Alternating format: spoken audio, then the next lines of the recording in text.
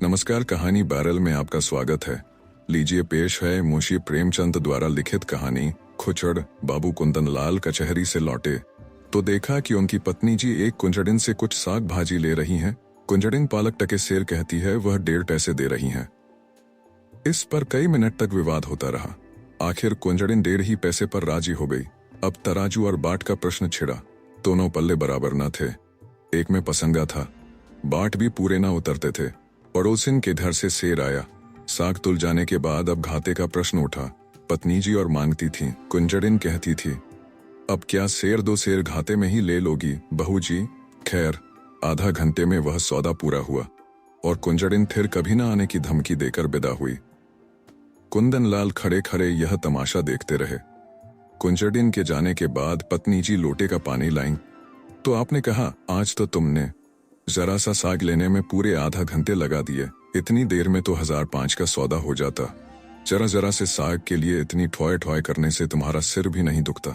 रामेश्वरी ने कुछ लज्जित होकर कहा, पैसे मुफ्त में तो नहीं आते। यह ठीक है, लेकिन समय का भी कुछ मूल्य है। इतनी देर में तुमने बड़ी मुश्किल से एक धेले की बचत की। कुंजड़िन ने भी दिल में कहा, होगा कहाँ की गंवारिन है, अब शायद भूलकर भी इधर ना आए। तो फिर मुझसे तो यह नहीं हो सकता कि पैसे की जगह धेले का सौदा लेकर बैठ जाऊं। इतनी देर में तो तुमने कम से कम 10 पन्ने पड़े होते।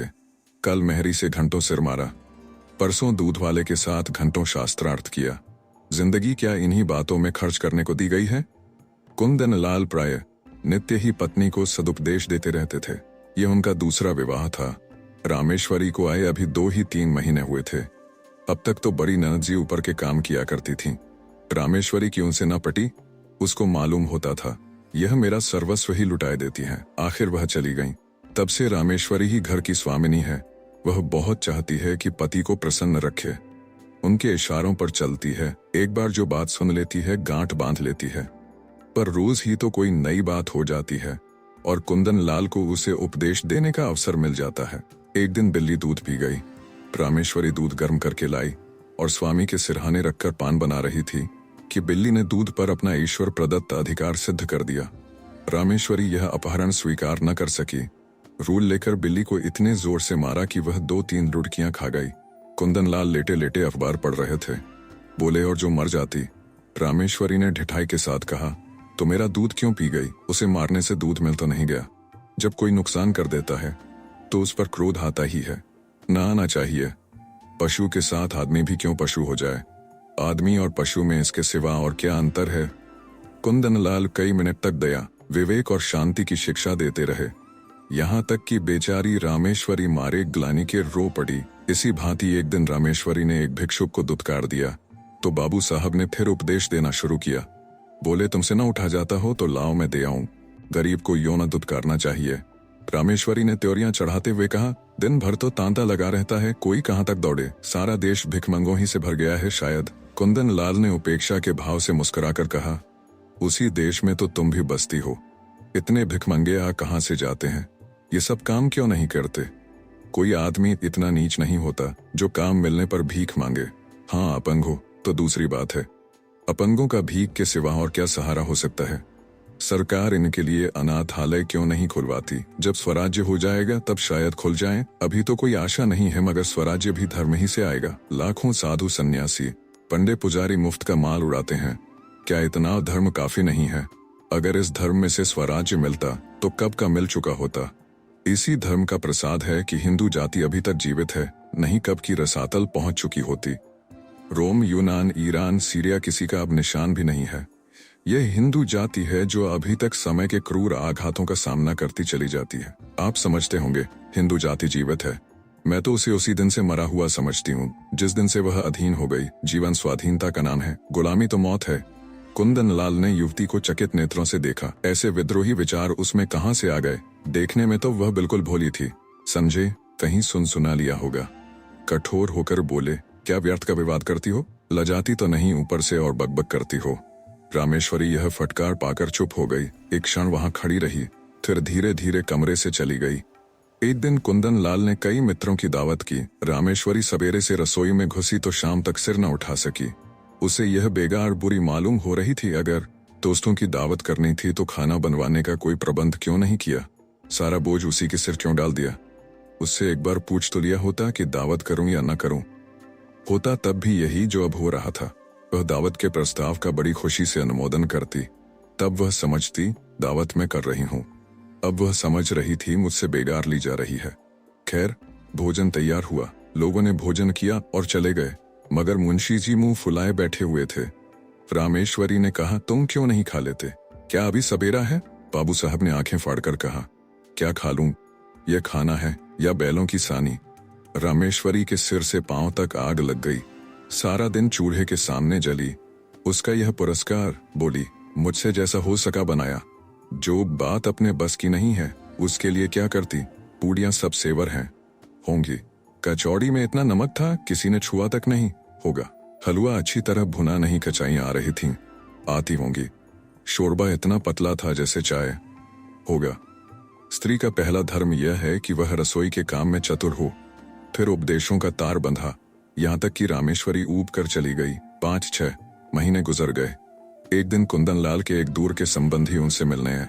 रामेश्वरी को ज्यों ही उनकी खबर मिली, जलपान के लिए मिठाई भेजी और मेहरी से कहला भेजा, आज यहीं भोजन कीजिएगा। वह महाशय फूले न समाये, बोरिया बंधना लेकर पहुंच गए और डेरा डाल दिया। 1 हफ्ता गुजर गया, आप टलने का नाम भी नहीं लेते। आव भगत में कोई कमी होती तो शायद उन्हें कुछ चिंता होती, पर रामेश्वरी उनके सेवा सत्कार में जी जान से लगी हुई थी। फिर वह भला क्यों हटने लगे? एक दिन कुंदन लाल ने कहा, तुमने यह बुरा रोग पाला। रामेश्वरी ने चौंक कर पूछा, कैसा रोग? इन्हें टहला क्यों नहीं देती? मेरा क्या बिगाड़ रहे हैं? कम से कम 10 की रोज चपत दे रहे हैं, और अगर यही खातिरदारी रही तो शायद जीते जी टलेंगे भी नहीं। मुझसे तो यह नहीं हो सकता कि कोई 2-4 दिन के लिए आ जाए तो उसके सिर हो जाऊं। जब तक उनकी इच्छा हो रहे, ऐसे मुफ्तखोरों का सत्कार करना पाप है। अगर तुमने इतना सिर न चढ़ाया होता तो अब तक लंबा हुआ होता। जब दिन में 3 बार भोजन और 50 बार पान मिलता है तो उसे कुत्ते ने काटा है। जो अपने घर जाए, रोटी का चोर बनना तो अच्छा नहीं, कुपात्र और सुपात्र का विचार तो कर लेना चाहिए। ऐसे आलसियों को खिलाना पिलाना वास्तव में उन्हें जहर देना है। जहर से तो केवल प्राण निकल जाते हैं, यह खातिरदारी तो आत्मा का सर्वनाश कर देती है। अगर ये हजरत महीने भर भी यहाँ रह गए तो फिर जिंदगी भर के लिए बेकार हो जाएंगे। फिर इनसे कुछ ना होगा और इसका सारा दोष तुम्हारे सिर होगा। तर्क का तांता बंध गया, प्रमाणों की झड़ी लग गई। रामेश्वरी खिसियाकर चली गई। कुंदन लाल उससे कभी संतुष्ट भी हो सकते हैं, उनके उपदेशों की वर्षा कभी बंद भी हो सकती है। यह प्रश्न उसके मन में बार बार उठने लगा। एक दिन देहात से भैंस का ताजा घी आया। इधर महीनों से बाजार का घी खाते खाते नाक में दम हो रहा था। रामेश्वरी ने उसे खौलाया, उसमें लौंग डाली और कड़ाह से निकालकर एक मटकी में रख दिया। उसकी सोंधी सोंधी सुगंध से सारा घर महक रहा था। मेहरी चौका बर्तन करने आई तो उसने चाहा कि मटकी चौके से उठाकर छींके या आले पर रख दे, पर संयोग की बात, उसने मटकी उठाई तो वह उसके हाथ से छूटकर गिर पड़ी। सारा घी बह गया। धमाका सुनकर रामेश्वरी दौड़ी तो मेहरी खड़ी रो रही थी और मटकी चूर चूर हो गई थी। तड़प कर बोली, मटकी कैसे टूट गई? मैं तेरी तलब से काट लूंगी। राम राम, सारा घी मिट्टी में मिला दिया। तेरी आंखें फूट गई थीं क्या?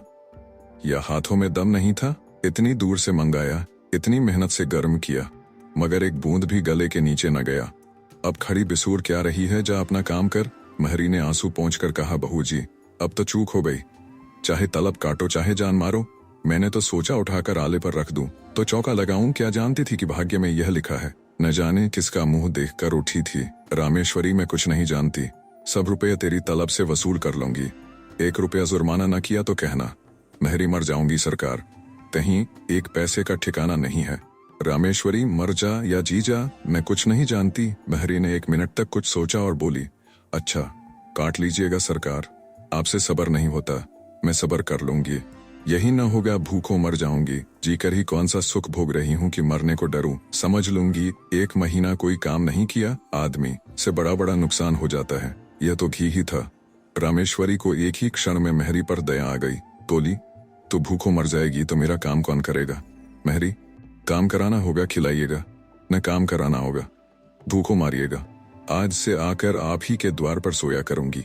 रामेश्वरी, सच कहती हूँ आज तूने बड़ा नुकसान कर डाला। मेहरी, मैं तो आप ही पछता रही हूँ सरकार। रामेश्वरी, जा गोबर से चौका लीप दे, मटकी के टुकड़े दूर फेंक दे और बाजार से घी लेती आ। मेहरी ने खुश होकर चौका गोबर से लीपा और मटकी के टुकड़े बटोर रही थी कि कुंदन लाल आ गए और हांडी टूटी देखकर बोले, ये हांडी कैसे टूट गई? रामेश्वरी ने कहा। मेहरी उठाकर ऊपर रख रही थी, उसके हाथ से छूट पड़ी। कुंदन लाल ने चिल्लाकर कहा, तो सब घी बह गया और क्या कुछ बच भी रहा? तुमने मेहरी से कुछ कहा नहीं? क्या कहती? उसने जानबूझकर तो गिरा नहीं दिया। यह नुकसान कौन उठाएगा? हम उठाएंगे। और कौन उठाएगा? अगर मेरे ही हाथ से छूट पड़ती तो क्या हाथ काट लेती? कुंदन लाल ने ओंठ चबाकर कहा, तुम्हारी कोई बात मेरी समझ में नहीं आती। जिसने नुकसान किया है उससे वसूल होना चाहिए, यही ईश्वरीय नियम है। आंख की जगह आंख, प्राण के बदले प्राण, यह ईसा मसीह जैसे दयालु पुरुष का कथन है। अगर दंड का विधान संसार से उठ जाए तो यहाँ रहे कौन? सारी पृथ्वी रक्त से लाल हो जाए, हत्यारे दिन दहाड़े लोगों का गला काटने लगे। दंड ही से समाज की मर्यादा कायम है। जिस दिन दंड न रहेगा संसार न रहेगा। मनुवादी स्मृतिकार बेवकूफ नहीं थे कि दंड न्याय को इतना महत्व देगा और किसी विचार से नहीं तो मर्यादा की रक्षा के लिए दंड अवश्य देना चाहिए। ये रुपये मेहरी को देने पड़ेंगे, उसकी मजदूरी काटनी पड़ेगी, नहीं तो आज उसने घी का घड़ा लुढ़का दिया है, कल कोई और नुकसान कर देगी। रामेश्वरी ने डरते डरते कहा, मैंने तो उसे क्षमा कर दिया है। कुंदन लाल ने आंखें निकाल कर कहा, लेकिन मैं नहीं क्षमा कर सकता। मेहरी द्वार पर खड़ी यह विवाद सुन रही थी। जब उसने देखा कि कुंदन लाल का क्रोध बढ़ता जाता है और मेरे कारण रामेश्वरी को घुड़कियां सुननी पड़ रही हैं, तो वह सामने जाकर बोली, बाबूजी, अब तो कसूर हो गया, अब सब रुपए मेरी तलब से काट लीजिए। रुपए नहीं है? नहीं तो अभी लाकर आपके हाथ पर रख देती। रामेश्वरी ने उसे घुड़क कर कहा, जा भाग यहां से, तू क्या करने आई? बड़ी रुपए वाली बनी है? कुंदन लाल ने पत्नी की ओर कठोर नेत्रों से देखकर कहा, तुम क्यों उसकी वकालत कर रही हो? यह मोटी सी बात है और इसे एक बच्चा भी समझता है कि जो नुकसान करता है उसे उसका दंड भोगना पड़ता है। मैं क्यों 5 रुपए का नुकसान उठाऊं बेवजह? क्यों नहीं इसने मटके को संभाल कर पकड़ा? क्यों इतनी जल्दबाजी की? क्यों तुम्हें बुलाकर मदद नहीं ली? यह साफ इसकी लापरवाही है।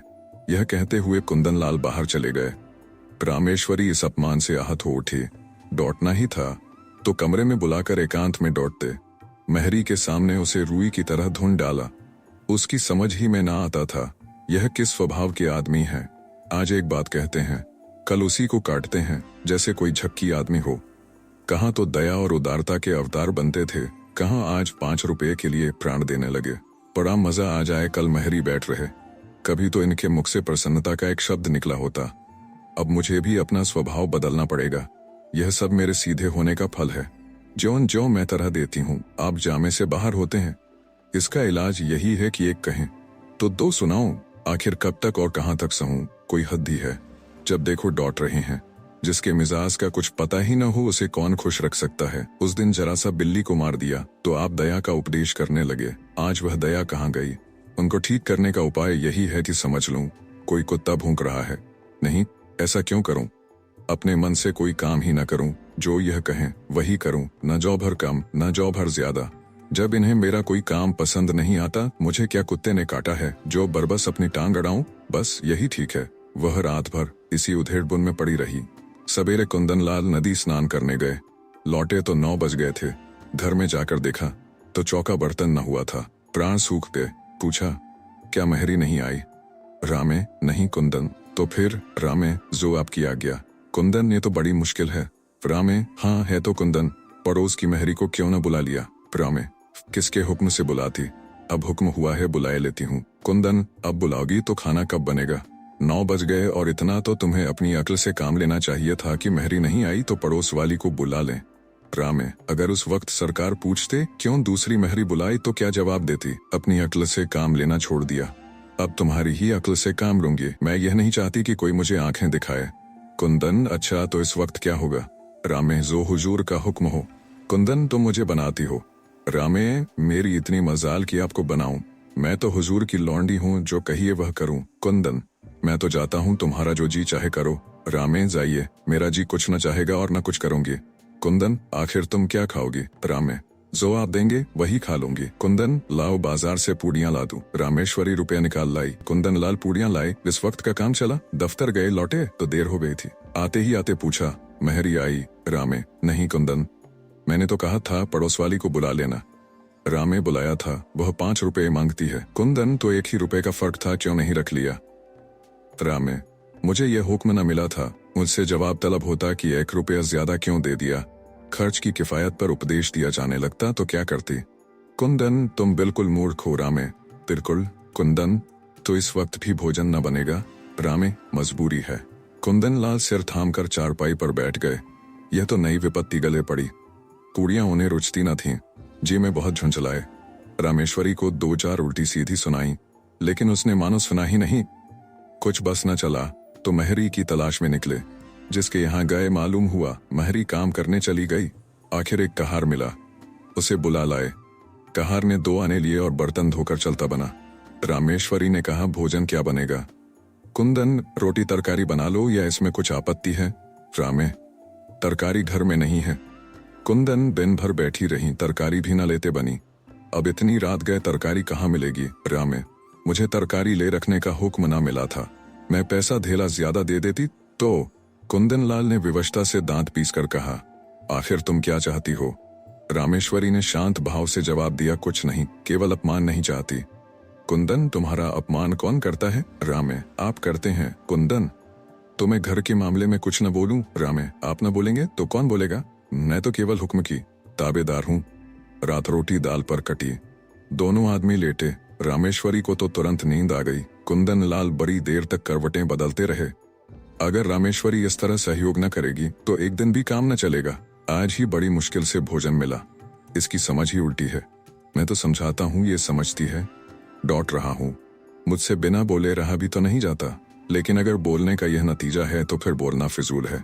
नुकसान होगा बला से, या तो न होगा कि दफ्तर से आकर बाजार भागूं। महरी से रुपए वसूल करने की बात इसे बुरी लगी और थी भी भेजा। रुपए तो न मिले, उल्टे महरी ने काम छोड़ दिया। रामेश्वरी को जगाकर बोले, कितना सोती हो तुम? रामे, मजदूरों को अच्छी नींद आती है। कुंदन, चिढ़ाओ मत, महरी से रुपये न वसूल करना। रामे, वह तो लिए खड़ी है शायद। कुंदन, उसे मालूम हो जाएगा तो काम करने आएगी। रामे, अच्छी बात है, कहला भेजूंगी। कुंदन, आज से मैं कान पकड़ता हूँ, तुम्हारे बीच में न बोलूंगा। रामे, और जो मैं घर लुटा दूं तो? कुंदन, लुटा दो चाहे मिटा दो, मगर रूठो मत। अगर तुम किसी बात में मेरी सलाह पूछोगी तो दे दूंगा, वरना मुंह न खोलूंगा। रामे, मैं अपमान नहीं सह सकती। कुंदन, इस भूल को क्षमा करो। रामे, सच्चे दिल से कहते हो ना? कुंदन, सच्चे दिल से। आप सुन रहे थे कहानी बैरल से मुंशी प्रेमचंद द्वारा लिखित कहानी खुचड़। वीडियो पसंद आया तो इसे लाइक करिए और चैनल को भी सब्सक्राइब कीजिए। धन्यवाद।